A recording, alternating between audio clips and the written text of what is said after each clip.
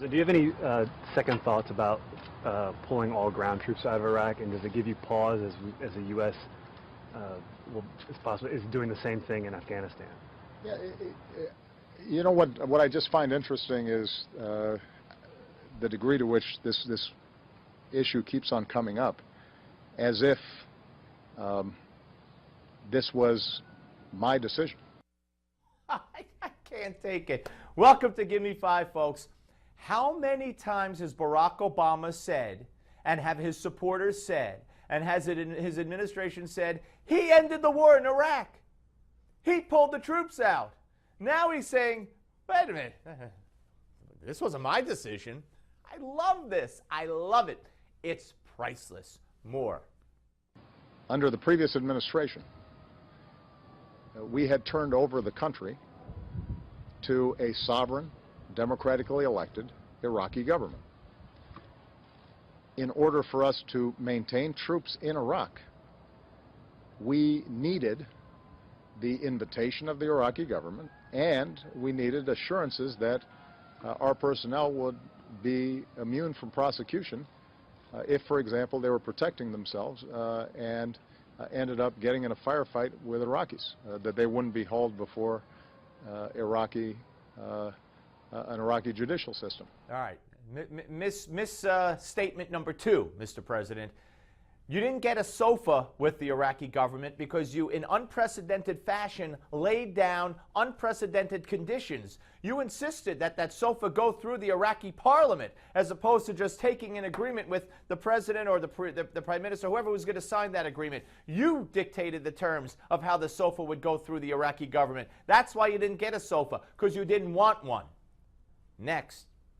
So when you hear people say, do you regret, Mr. President, not leaving more troops, that presupposes that I would have overridden this sovereign government that we had turned the keys back over to and said, you know what, you're democratic, you're sovereign, except if I decide that it's good for you to keep 10,000 or 15,000 or 25,000 Marines in your country, you don't have a choice.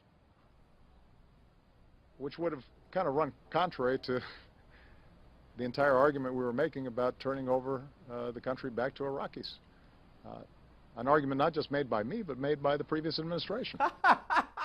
Now he goes back to the previous administration to look for cover. Now the previous administration are his friends. They were the good guys in Iraq, just like him. This is unbelievable, that press conference he had. Unbelievable. And he's the most thin-skinned president I've ever seen, maybe politician I've ever seen, for that matter. Me? It wasn't my fault. That's just ridiculous. Hey, more.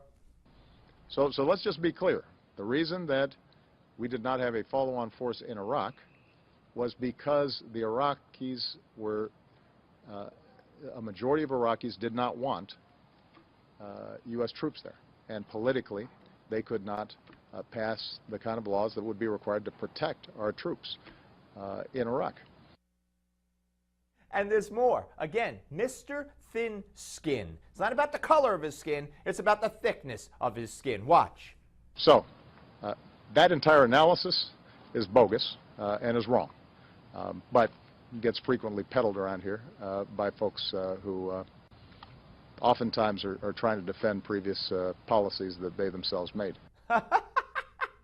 I love it. I just love it. This man is incredible. Now, he didn't end the war in Iraq. It was Bush. And, you can't blame me for not keeping troops there. This is also supported by the previous administration. My heroes. Next. So that's the real lesson, I think, for Afghanistan coming out of Iraq, is if you want this thing to work, then whether it's, different ethnicities, different religions, different regions, they've got to accommodate each other.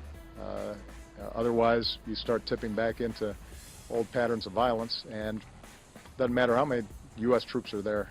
If that happens, you end up having a mess. A mess. Like Madeleine Albright said, the world is a mess.